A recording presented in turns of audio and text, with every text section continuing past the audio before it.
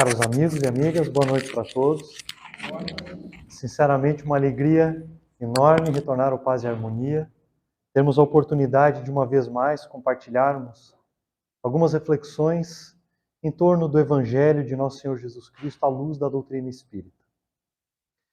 Como nós estamos nos aproximando do final do ano, aquele sentimento diferente do Natal, nós escolhemos uma reflexão que vai girar em torno de uma passagem certamente conhecida por todos nós. Debatida, refletida, de inúmeras maneiras. Portanto, não terá muita coisa de novo. Nós gostaríamos de antenar para algum colorido diferente, que diz respeito ao estado atual que nós estamos vivendo. Refiro-me à passagem do jugo leve.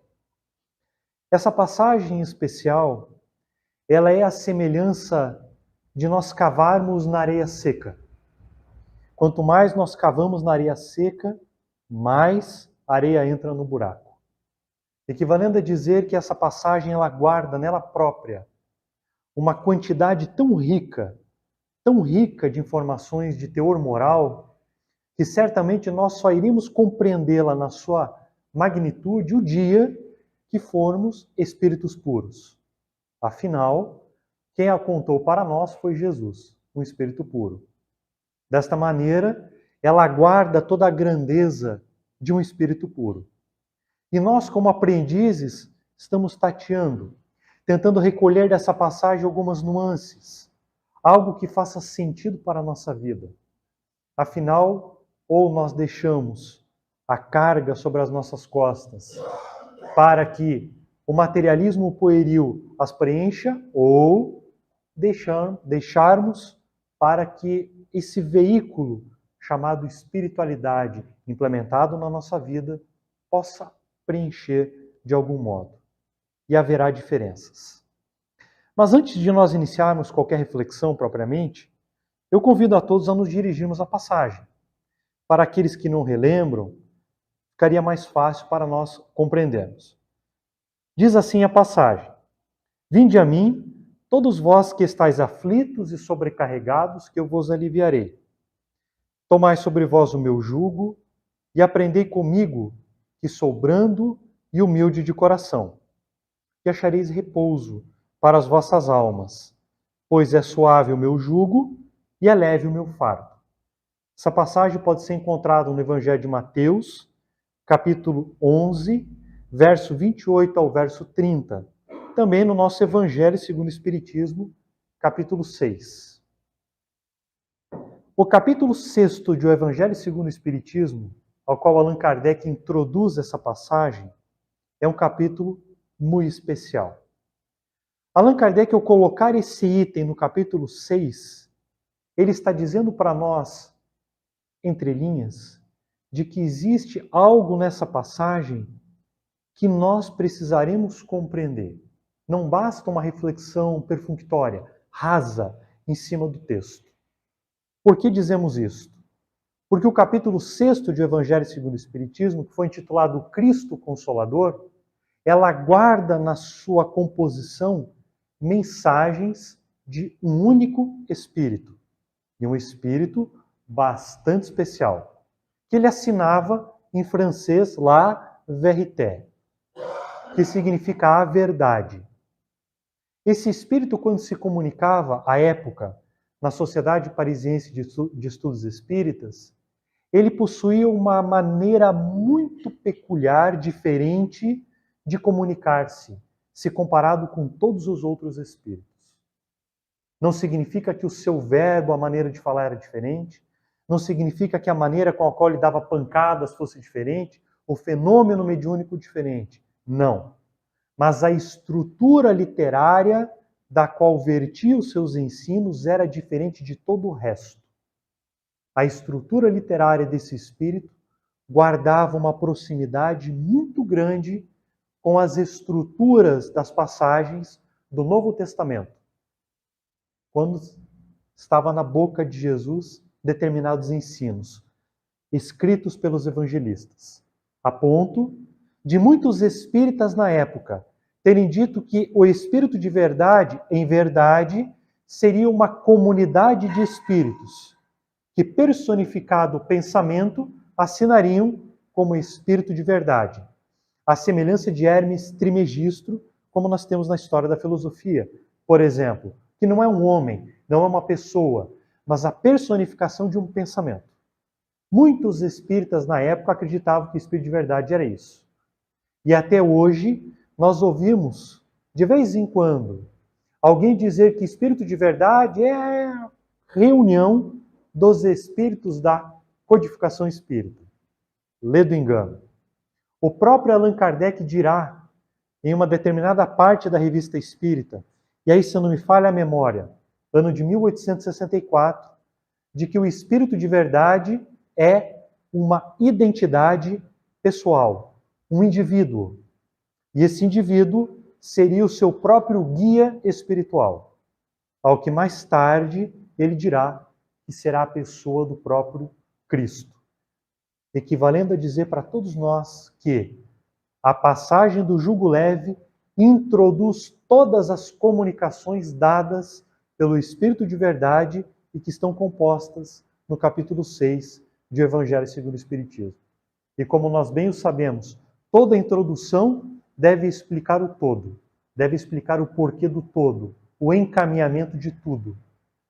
As mensagens do Cristo desse capítulo estão, de certa maneira, expostas no jugo leve, que nós muitas vezes falamos de uma maneira bastante simples. Andar com Jesus é esse olhar especial para a sua lei. É fazer com que nós nos atentemos para a lei e busquemos nos aproximar dela. É isto, mas é muito mais do que apenas isto. Quando Jesus contava as suas parábolas, e é importante que venhamos a dizer isto, elas se assemelhavam como nós ao entrarmos dentro da nossa casa, da nossa residência. Quando nós estamos dentro da nossa casa, nós percebemos que, obviamente, ela é composta de vários lugares. A sala, a cozinha, o corredor, o quarto, o banheiro e outras partes da casa. Quando nós vamos na nossa sala, abrimos a janela e olhamos para a natureza lá fora, para as estrelas numa noite clara, quando nós olhamos para os vegetais crescendo, para os pássaros cantando, nós observamos a natureza. E ao observar a natureza, nós percebemos ali a lei natural, a lei de progresso, diante dos nossos olhos. A mesma paisagem que está nessa janela, quando nós olharmos pela cozinha, veremos de uma mesma maneira a mesma paisagem. Se formos ao banheiro, olharmos na janelinha do banheiro, enxergaremos a mesma paisagem. Se formos ao quarto, enxergaremos a mesma paisagem. Qual a diferença? Quando nós estamos na sala da nossa casa, simbolicamente nós estamos mais próximo de uma vida social, daquele chamado verniz social. Afinal, é na nossa casa que nós temos, na nossa sala que nós temos o melhor televisor. Aquele de 50 polegadas, para assistir a Copa do Mundo. E é ali que nós organizamos a casa de uma maneira mais bonita. Os móveis da sala são sempre os melhores. Ali nós buscamos sempre estar mais limpo, mais organizado, porque é ali onde nós recebemos as visitas. As pessoas que vêm de fora. O primeiro lugar que a gente abre a casa e as coloca é na sala. Colocamos no sofá, conversamos com as pessoas. Exatamente assim como nós lidamos no meio social. Nós apresentamos uma determinada organização da qual nós gostaríamos que as pessoas vissem, que as pessoas olhassem para nós e comprassem a mercadoria que tem o nosso nome, mas que, em verdade, não somos assim. Agora, muito diferente quando nós nos dirigimos para o nosso quarto. Ao entrarmos no nosso quarto, as coisas mudam de figura completamente. Geralmente, o nosso quarto é o que tem os piores móveis. Aqueles assim mais surrados, os mais batidos. Ali, não raras vezes, nem mesmo a cama nós arrumamos. Não raras vezes, nem a cortina sequer abrimos. A janela, talvez, se estivéssemos em casa, abrimos um pouco para dar uma ventilada, mas às vezes deixamos fechado. É nesse lugar aonde nós dificilmente levamos as visitas, a não ser uma ou outra pessoa que nós temos uma proximidade maior. É nesse lugar aonde nós deitamos na cama, nos colocamos numa posição fetal e choramos as nossas amarguras. Aonde nós relembramos determinadas situações da nossa vida. Fazemos todo um processo de introspecção. A saudade vem à tona. Lembramos de determinadas imagens, determinados contatos com pessoas, histórias e, curiosamente, sempre para o lado positivo, quando lembramos de pessoas que a gente gosta. O negativo a gente deixa de lado. Por outro lado, às vezes, choramos copiosamente sobre a cama. E algumas vezes não temos vontade nenhuma de levantar da cama. E talvez alguns de nós de ficar debaixo da cama e se esconder do mundo. Mas a paisagem lá fora é a mesma. A mesma paisagem da sala, janela fora, é a mesma paisagem do quarto. O que muda? A maneira com a qual nós olhamos janela fora.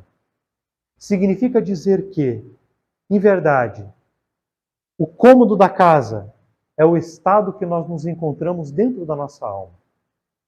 A janela são os nossos olhos. À medida que nós aprofundamos em nós mesmos, à medida que nós vamos para a margem, à medida que aprofundamos, à medida que voltamos para a margem. E nós abrimos a janela e enxergamos a paisagem lá fora. E às vezes, olhamos para um dia chuvoso como esse, seja no quarto ou seja na sala, e olhamos de um modo muito feliz, alegre. Outras vezes, os pássaros cantando, uma noite estrelada, e olhamos aquela paisagem mudorrenta. Significa que a janela é o pórtico com o qual nós interagimos com o mundo fora, com o mundo social. Agora, vai de nós a maneira com a qual nós abrimos o nosso peito e queremos interagir com a realidade, com as experiências do mundo ali fora. Agora lembremos, eu falei que a natureza, ela guarda a perfeição da lei do progresso. Significa que a natureza diante dos nossos olhos, janela fora, são as passagens de Jesus. A maneira com a qual ele conta as histórias, como ele as estruturava. Por que eu digo isso? Porque cada um de nós poderá olhar a mesma paisagem. Você pode levar a pessoa confidente que você mais tem proximidade para olhar junto de você no quarto, no dia que você está numa depressão profunda. E ela vai ver a mesma paisagem de um modo diferente. O mesmo cantar de um pássaro de um modo diferente. Significa que cada um de nós, dependendo do estado interno que estamos, olharemos para as passagens de Jesus e colheremos aquilo que a gente deseja. Simplesmente aquilo que a gente quer colher. Porque tem certas coisas que a gente não deseja colher, porque pode até mesmo machucar, porque elas vão entrar lá no fundo da nossa alma. E então nos afastamos. Por isso que quando nós olhamos janela fora da nossa sala, nós iremos olhar de um modo tão superficial, que às vezes não iremos dar valor para o cantar dos pássaros. Ficaremos preocupados com questões outras, diferente de quando estamos no quarto, nas profundezas das nossas entranhas. A passagem do jugo leve é assim. Exatamente assim. Dependerá de cada um de nós como nós queremos que Jesus coloque o seu fardo sobre nós. Dependerá de cada um de nós como nós iremos abrir essa carroça aonde irá guardar essa quantidade de peso, maior ou menor, dependendo do estado em que nos encontramos, dependendo do esforço que iremos fazer ou não para levarmos essa bagagem. Dito isso, que é o pano de fundo da nossa reflexão, vamos ao texto. A passagem diz assim: Vinde a mim, todos vós que estáis aflitos e sobrecarregados, que eu vos aliviarei. Curiosamente, Jesus diz assim: vinde a mim.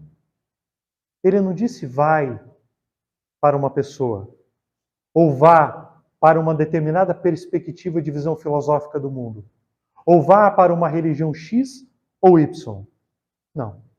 Ele personifica: vinde a mim. E o vinde a mim é para todos, sem exceção. Ele disse no texto: vinde a mim. E quem vai ler o texto, seja quem for, está sendo convidado a ir até ele. Por quê? Por qual razão ele está chamando diretamente a ele? E não a questões outras, a não ser a ele próprio. Basta nós olharmos para o estado atual da humanidade. Nós estamos vendo um dos momentos mais difíceis da história humana, de toda a história do planeta Terra, quanto humanidade. Nunca antes a humanidade desenvolveu-se tanto intelectualmente. Hoje, nós temos sondas para além da heliosfera do sistema solar, entrando no espaço interestelar, feito por um computadorzinho tão ruim, se comparado com o celular que nós temos hoje, que seria quase que uma piada se pudéssemos comparar um com o outro. Mas elas lá, mandando informações para nós aqui. Temos hoje o desenvolvimento de controlar daqui do planeta Terra um drone que está sobrevoando o planeta Marte. Temos capacidades inúmeras, intelectualmente falando. Nós estamos observando a probabilidade de encontrarmos vida fora do planeta Terra. Existem cientistas, desde a década de 80, que dizem que nos satélites naturais de Saturno poderá haver vida. Certas moléculas, tipicamente proteicas, que seriam a base necessária para que exista vida no futuro. Mas nós nunca vimos tanta fome, nunca vimos tanta perseguição, nunca observamos tanta crueldade, nunca observamos tanto desejo de guerra, nunca observamos tanto desejo de ter razão. Os seres humanos se separando um dos outros, buscando respostas em movimentos filosóficos que podem até ser favoráveis. Mas vejamos, não nos responde tudo. E assim estamos vendo os seres humanos se debatendo de todos os lados. Cada um com a sua verdade, tentando impor a sua verdade para todo o resto. E o que observamos? O aumento da violência doméstica, o aumento da violência dentro de um grupo profissional, o aumento da violência, parece paradoxal, dentro de uma casa espírita, aonde o verbo se intensifica, o dedo em riste está aparecendo. E nós, deixando de fato Jesus de lado. Parece que há 2000 anos atrás ele ter dito, vinde a mim, é muito mais atual do que nós imaginamos. É muito mais necessário do que aquilo que nós podemos conceber diante de toda essa experiência que nós estamos vivendo. A necessidade, ela deixa de ser apenas uma probabilidade, ela torna-se real. Real. Porque Jesus está fora de moda, não é mesmo? Vai ali fora e tenta falar de Jesus para você ver. Jesus está completamente fora de moda. As pessoas vão rir da tua cara se você falar de Jesus. As pessoas vão te ridicularizar se você falar de Jesus. Agora imagine você indo para uma universidade, você falar em público para os chamados, para as chamadas autoridades intelectuais, seja de qualquer área, de humanas, da ciência, enfim. Experimente citar o nome Jesus de Nazaré ou Jesus Cristo. Eles vão rir de você. Mas agora, se você falar, por exemplo, da filosofia materialista de Friedrich Nietzsche, nossa, você vai ser aplaudido de pé. Se você falar do pessimismo de Schopenhauer, nossa, você é um grande intelectual. Se você falar que você leu todas as obras de Alberto Camus, nossa, você está realmente percebendo a realidade assim, do jeito que ela é, caótica, pessimista, os seres humanos tentando tirar o chão do outro. Você será aplaudido como um grande intelectual. Fale de Jesus para você ver. Você vai ser ridicularizado. Agora fala de Jesus para dentro do teu coração para ver o que vai acontecer. Certos sentimentos que você tem vão ridicularizar Jesus. Vamos ter dúvida? Sai daqui, alguém te corta a frente para você ver. A tua mão vai direto na buzina. E se você lembra que você saiu do centro espírita, a buzinada deixa de ter 30 segundos. Cai para 15. Mas você não deixa de buzinar. Então você falar de Jesus até mesmo para dentro do teu peito está difícil. O murmúrio dos teus sentimentos estão te ridicularizando. Você vai ficar quieto diante dessa injustiça? Você vai ficar assim mesmo quieto depois de que a pessoa falou o que falou? Você não está vendo que a pessoa está tentando te tirar do lugar? Tentando ocupar a tua vaga de emprego? Enfim, as mais diversas situações nos convocando para o conflito. Aí nós, timidamente, tentando apresentar Jesus. Jesus falou: vinde a mim. Percebamos, é mais do que necessário. Por quê? Porque nenhuma filosofia no mundo, nenhuma religião até hoje foi tão cristalina nas suas propostas quanto Jesus o foi. Através da sua própria vida demonstrando, mas sobretudo naquilo que ele propunha. Tenha calma, tenha paciência, tenha tolerância. Observe que você não sabe tudo. Observe que todo mundo progride, assim como você progride também. Observe à tua volta. A pessoa que você não gosta hoje age do modo que você agia ontem. Você está vendo o espelho de como você era. Quantas pessoas não te toleraram assim? Tolere-a. Aprenda a conviver e eduque-a. E assim por diante. Ensinando a sermos pacificadores e não apenas pacíficos. Porque ser pacífico é ser passivo. Ser pacífico, eu sou pacífico. Não gosto de conflito. Não gosto de guerra. Não gosto de briga. Não gosto de palavras de baixo calão. Ok, sou pacífico. Mas ser pacificador é diferente. É apresentar essa estrutura moral onde tudo está ruindo moralmente. Vinde a mim. Vós que estáis aflitos e sobrecarregados. E quem não está? Me diga uma santa alma nesse mundo que não está aflita e sobrecarregada. Não há. Aliás, a palavra aflição é muito curiosa. Aflito é assim. Eu estou numa experiência qualquer. Pode ser até uma experiência íntima, comigo mesmo. E de repente eu começo a me sentir esquisito, mal, instável. Eu começo a perder o equilíbrio. E aí eu não sei como dar um passo, qual decisão tomar. Eu começo a me sentir desconfortável. O meu primeiro impulso é fugir. Isso chama-se aflição. E quem não está aflito dessa maneira? Quem não sente-se assim pelo menos uma vez por dia? Se nós olharmos esses últimos 3 anos de uma pandemia, agora saindo de uma pandemia, num mundo praticamente em guerra, quem não está aflito? Antes, as preocupações da pandemia eram umas. Depois da pandemia, são completamente diferentes. Há quem tenha 2 empregos, antes tinha 1.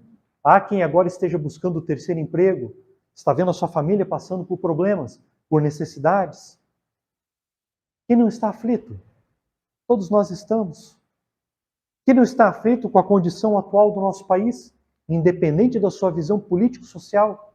Quem não está aflito, querendo buscar o melhor para si e para todos? Quem não encontra-se aflito? A olhar para dentro da sua casa e não saber como será amanhã. Todos nós nos encontramos aflitos. A aflição é uma marca registrada dos espíritos de terceira ordem, que somos nós, os chamados espíritos imperfeitos. Espírito imperfeito não é um adjetivo, é um substantivo. Até porque Deus, sendo soberanamente justo e bom, não poderia criar um espírito imperfeito. A imperfeição aqui, ela é moral. Aqueles que precisamos desenvolvermos as nossas aptidões, as nossas perspectivas, os nossos aprendizados de âmbito moral. Portanto, somos espíritos imperfeitos. Espírito imperfeito é aquele que sente um pouco de mágoa, de raiva, de ciúme, dá vontade de dar uma esganadinha em alguém, às vezes é na esposa, às vezes é na sogra, às vezes é o marido que está olhando a Copa do Mundo. É a marca registrada dos espíritos de terceira ordem. Mas os espíritos de segunda ordem, que são chamados os bons espíritos, que já superaram esse tipo de influência sobre si, eles conseguem dominar esse impulso moral, como, por exemplo, quem está com fome torna-se um pouco mais raivoso, fica mais à flor da pele. Eles já dominaram esse impulso. Eles conseguem viver de um modo tão pleno esse tipo de movimentação moral que as aflições para eles são outras. Por exemplo, não conseguirem implementar o trabalho que desejam. Se nós olharmos para Allan Kardec, ele desencarnou por um problema de um aneurisma decorrente do trabalho que ele teve por 10 anos, ininterruptos, onde ele dormia, quando muito, 1h30 por noite. Vejamos, as aflições. Embora as aflições sejam diferentes, mas para nós podemos dizer que existem 2 tipos de aflições. As aflições que nós não conseguimos resolver porque queremos ser melhores, e as aflições porque não conseguimos a vingança.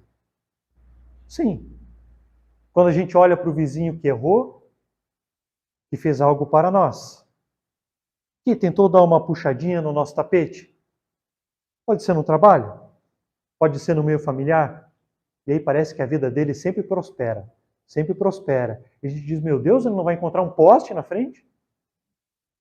Um semáforo para dizer, ei, acorda? Como pode? É um tipo de aflição que nós ainda temos e que precisamos nos dar conta. Que é uma aflição tão ruim que, na verdade, na sua raiz é o desejo do mal pelo mal. E quem não está aflito assim hoje, dentro dos espíritos de terceira ordem? Eu vou provar isso para vocês. Basta a polarização política que nós estamos vivendo. Independente da qual você gosta e desgosta, você quer que o outro lado se dane, ou perdão da palavra. É o tipo de aflição onde nós queremos que algo aconteça de ruim para o outro. E nos sentimos aflitos, porque não acontece. Vinde a mim, vós que estáis aflitos e sobrecarregados. E as aflições não nos trazem sobrecargas? Sobrecargas extras do que a temos por costume? Costume das nossas andanças naturais de vida, do trabalho, das questões familiares, das questões puramente sociais, aquelas realmente do cotidiano. Quanto de acréscimo não colocamos em cima?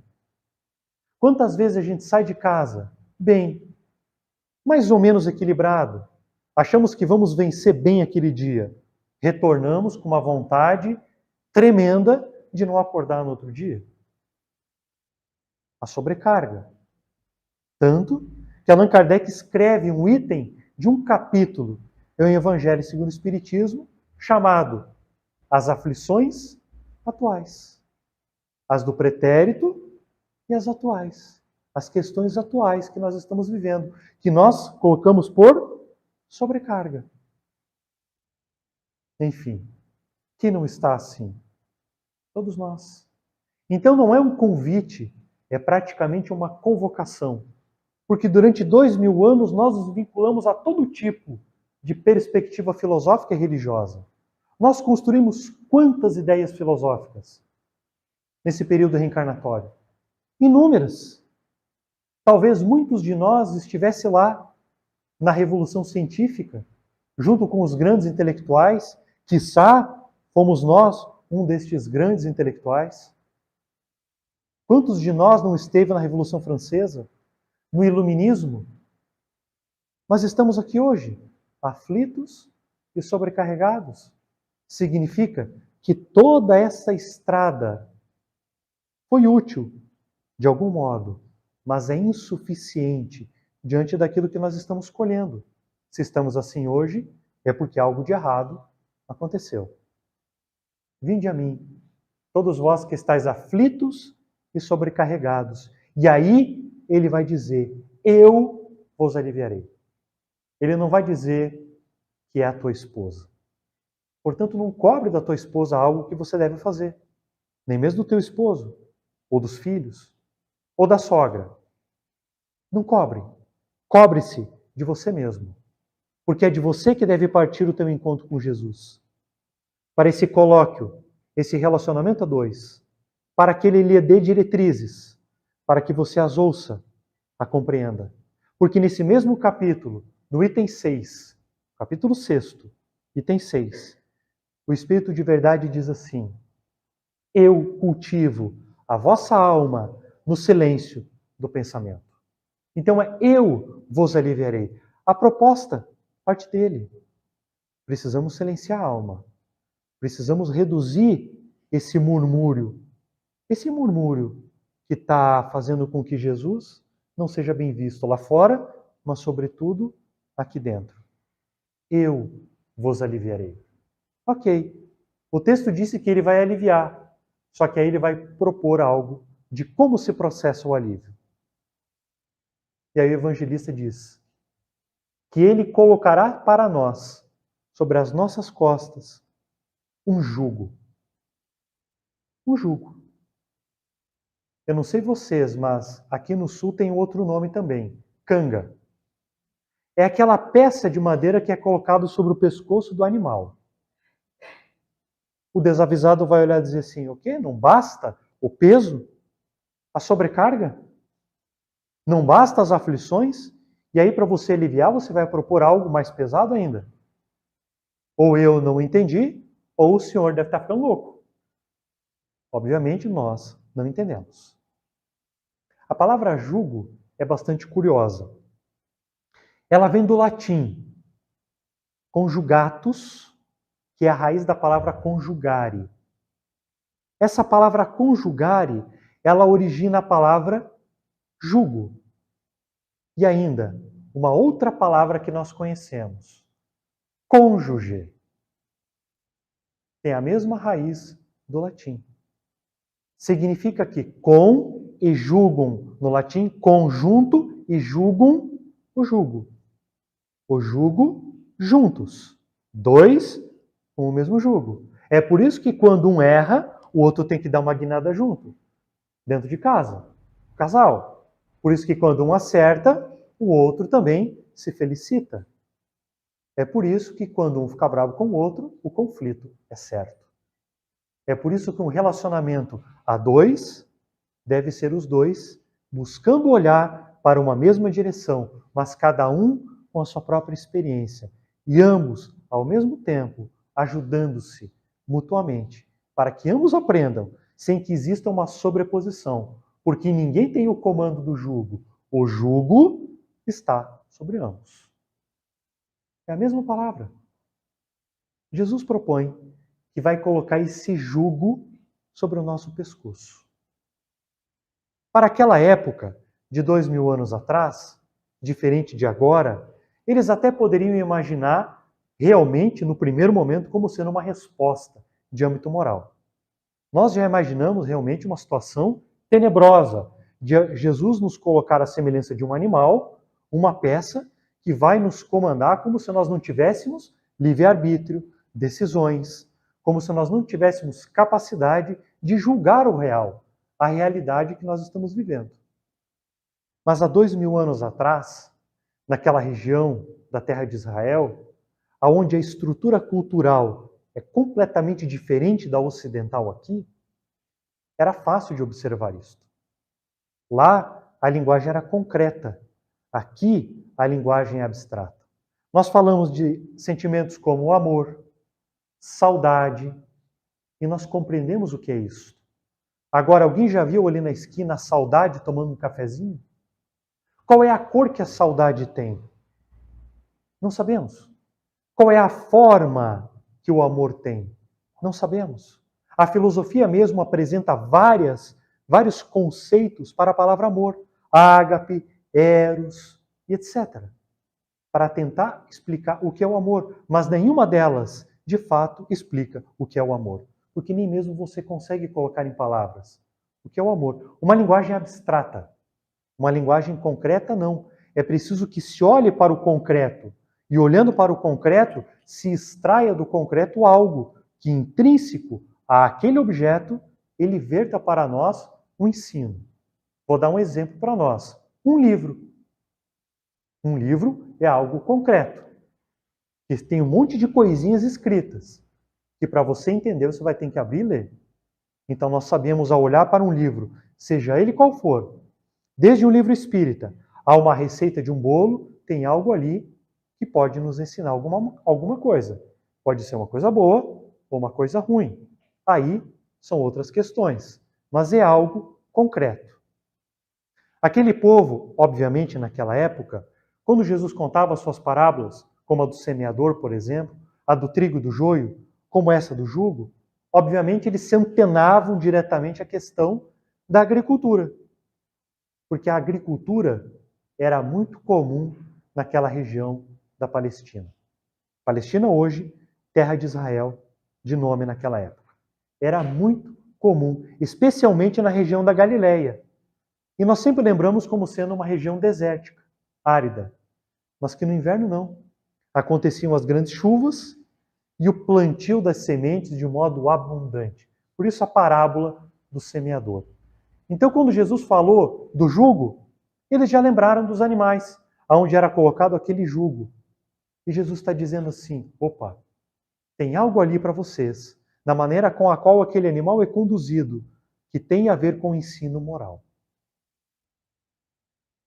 Imagina você sendo como aquele animal que é colocado um jugo sobre o teu pescoço, que era para você colocar, como há 2000 anos atrás, o arado, uma peça atrás de você, de madeira, com o dente cravejando o solo, para que ele andasse de um limite até o outro limite do território, da área onde será plantada. Chegando lá, você volta. Chegando nesse outro limite, você retorna. Sempre em linha reta.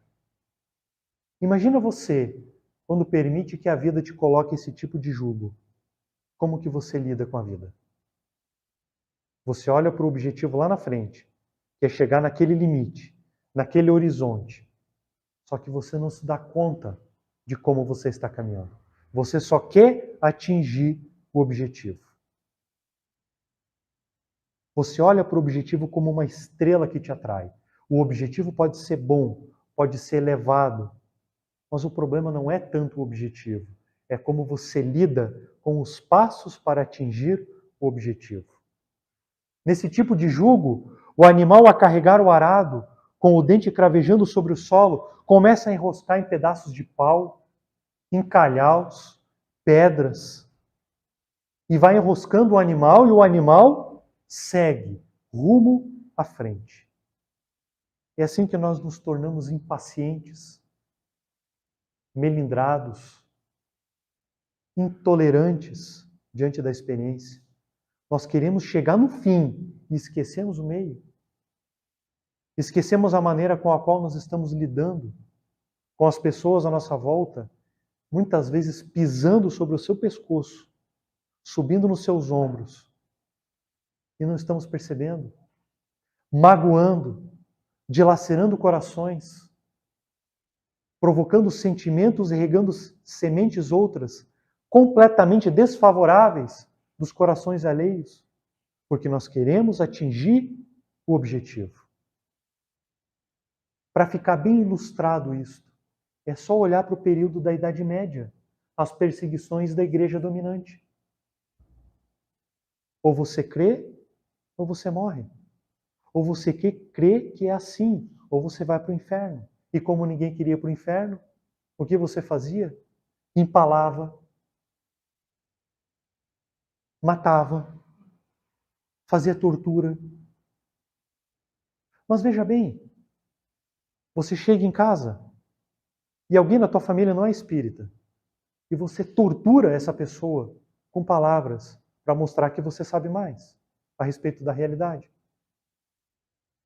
Você, como espírita, sabe estruturar melhor as palavras, porque nós espíritas adoramos ler e realmente nós somos bons de palavra, mas na hora de dizer um texto para ofender alguém, não tem melhor que espírita para fazer isso. E a gente sabe escrever um texto que ofende profundamente. Então é quando nós olhamos o objetivo e esquecemos o caminho. É claro que Jesus não nos daria esse tipo de jugo, porque é nós que permitimos que a vida nos coloque esse tipo de jugo. Foi assim que Saulo se perdeu, à época de Jesus. Saulo, que seria Paulo depois, assassinou dezenas, para implantar a lei mosaica para o povo. Até que Jesus aparece para ele no caminho de Damasco e diz: Saulo, Saulo, por que tu está me perseguindo? Você dê conta do que você está fazendo. Chamando a atenção. Estava andando em linha reta. Então não é esse tipo de jugo de Jesus. Esse jugo somos nós que gostamos. Mas havia um outro tipo de jugo naquela época. O jugo que era colocado sobre um animal, preso numa corda pequena, lá sem 1,5 m, 2 metros.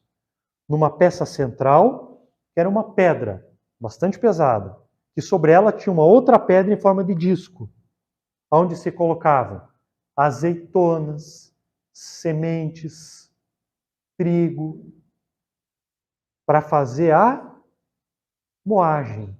O animal andava em círculo. Se colocava uma viseira e ele só andava em círculo. O jugo andando em círculo. Andando para o chão, olhando para o chão, andando em círculo. E quantas vezes a gente se permite esse tipo de jugo da vida? A gente crê de pé junto que superou os problemas. Mas, na verdade, nós estamos olhando só para o chão. Esquecemos que temos que olhar para frente, para o horizonte. Completamente o contrário do anterior. E juramos para todo mundo: superei. Superou nada. A viseira do problema. E andando em círculo. Andando em círculo. Andando em círculo. Por isso que o povo, quando saiu cativo do Egito, pelas mãos de Moisés, andou 40 anos em círculo no deserto. Porque quando você não tem rumo, não tem rota, não tem objetivo, você anda em círculo. Basta olhar para a tua vida. Você beira o caminho de uma depressão quando a tua mente fica vazia. Quando você perde o objetivo que você deve ter da vida. Não interessa qual seja, pode ser momentâneo, pode ser para um curto espaço de tempo, para um longo espaço de tempo. É quando o sentido da tua vida começa a se esvair. E aí você começa a andar em círculo. Em círculo. Quantas vezes você foi magoado na vida? Diversas vezes.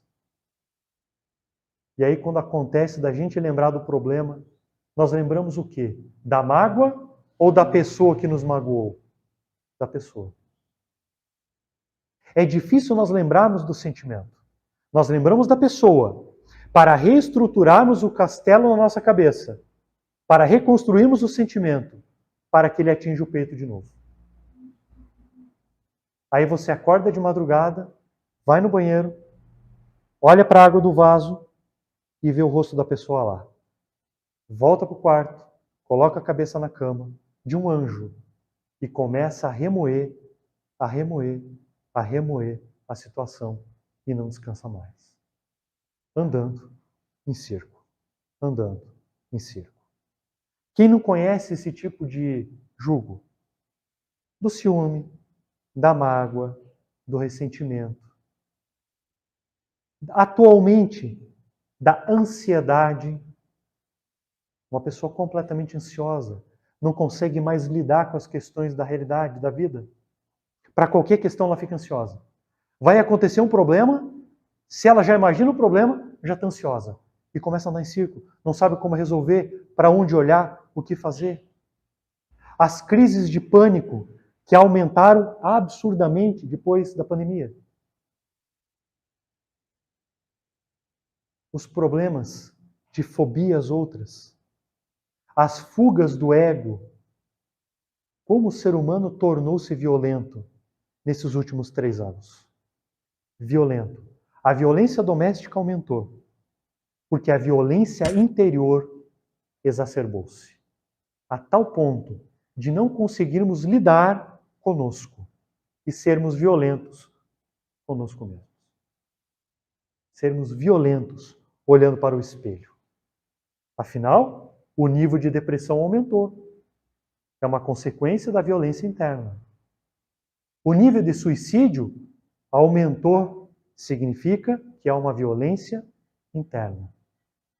Eu me recordo de um livro de entrevistas que foi feito com Francisco Cândido Xavier, lá pela década de 80, se não me engano, o ano de 86, 87. Me fugiu o nome do livro agora, mas é um livro de composições de entrevistas do Chico. Lições de sabedoria. O Espírito aí me assoprou. Lições de sabedoria. Há um capítulo nesse livro bastante curioso. Quando uma repórter chega para o Chico e pergunta assim: por que, Chico, de tanta violência no mundo? Por que de tanta violência em casa, no meio doméstico? Lembremos, estávamos no ápice de uma quase terceira guerra mundial. Estávamos numa guerra fria. E Chico disse assim: pela solidão. Porque a solidão, ela alimenta uma semente muito perigosa, a do egocentrismo. Quanto mais solitário, mais egocêntrico. Quanto mais egocêntrico, mais violento. É o que nós estamos vivendo hoje. Exatamente o que nós estamos vivendo hoje. Quantos de nós estamos andando em circo? Em circo. Agora basta você se perguntar: qual é o teu tipo de jugo nesse sentido? Porque cada um tem o seu. Então é óbvio que Jesus não iria nos propor esse jugo. Mas existia um outro tipo de jugo. Esse sim, é o jugo que Jesus talvez teria proposto e que eles, naquela época, teriam se antenado.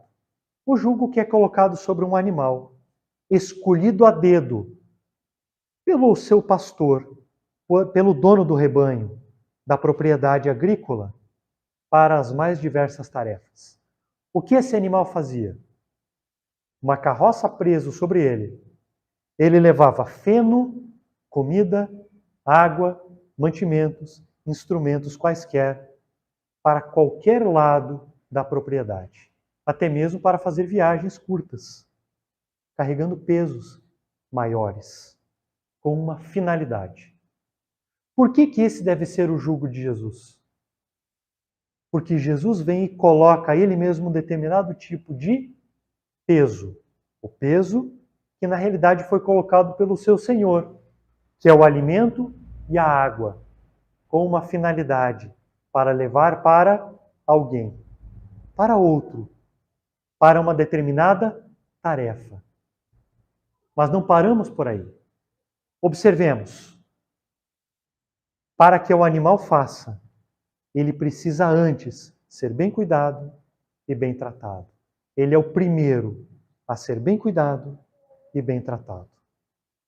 Então, esse tipo de jugo que Jesus nos propõe, ele vai primeiro nos alimentar. Ele vai primeiro saciar a nossa sede. Ele vai primeiro dar sustento para que façamos a viagem da vida. Pode ser curta, pode ser mais longa. Pode ser a de uma experiência, pode ser para a vida por inteira. Ele vai cuidar. Ele saberá como fazer.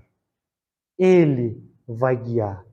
Por isso que Allan Kardec usa uma palavra bastante curiosa ao interpretar essa passagem? Observância da lei. Por que observância da lei? Porque observar é ver. Mas é ver com critério, com análise. É ver com certos detalhes. Então é olhar para a lei divina e perceber que há critério na lei.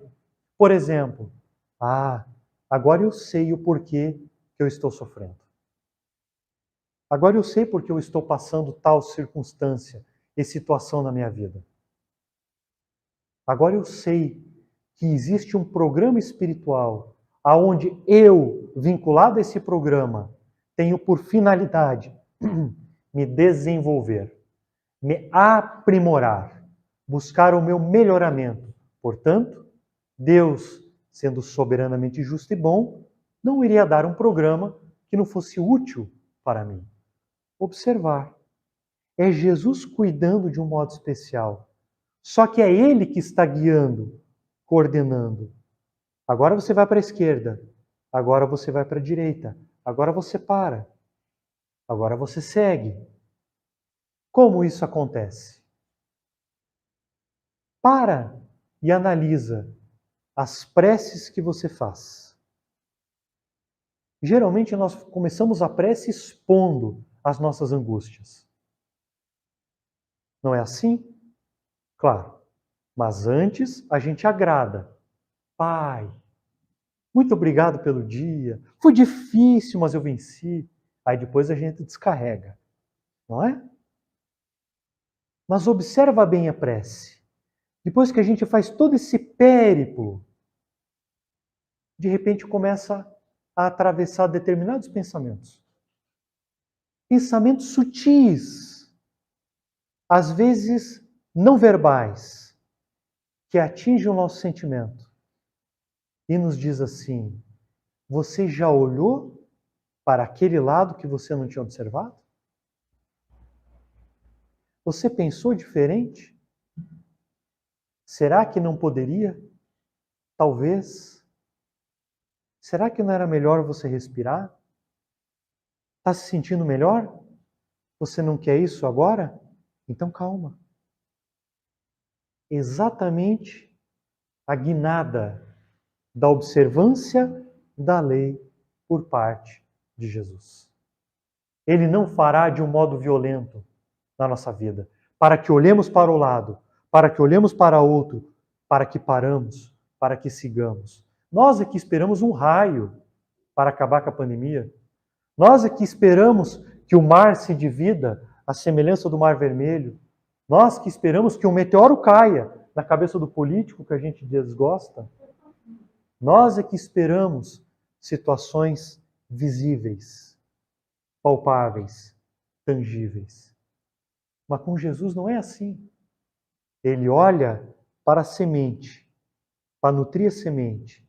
Então vem a leve puxada, a leve guinada, que caberá a nós permitirmos ou não, através do livre arbítrio, de modo consciencioso, dizer assim: ok, fui até vós, agora, por favor, me guie. Na pergunta 21 de O Livro dos Espíritos, e já vou quase encerrando aqui, Allan Kardec apresenta uma resposta dos Espíritos bastante interessante e que a gente passa batido. Ele diz assim que Deus é modelo de amor e de caridade. Modelo. O que é modelo? Modelo é aquilo que é para a gente imitar. Certo? Certo. Se Deus é o supremo modelo de amor e de caridade, significa que Ele é a própria excelência quanto caridade. E a gente sempre faz prece pedindo por misericórdia, não é? Porque misericórdia é assim: ok, eu sei que eu errei, eu sei que eu tropecei, eu sei que eu vi a casca de banana, me apaixonei pela casca de banana, resvalei nela e caí. Quantas vezes a gente faz prece por caridade? Difícil. Quase nunca. Então vamos passar a fazer prece por caridade divina. Por quê?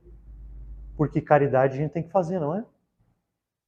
Então Deus há de fazer algo diferente por nós. Porque nós já olhamos para o lado da caridade. Deus vai ser caridoso conosco. O único problema é que Ele vai fazer caridade dentro da nossa necessidade. Aí a gente não pode ficar bravo. Então a gente vai pedir paciência, Ele vai nos dar impaciência. Por que impaciência? Porque é a circunstância da qual você vai viver. Você vai treinar paciência na impaciência. Porque se você já fosse paciente, para que você vai sentir a impaciência? Aí você quer vida, não quer vida? Aí ele vai dizer assim, perdê-la, não era assim a proposta dele há 2000 anos?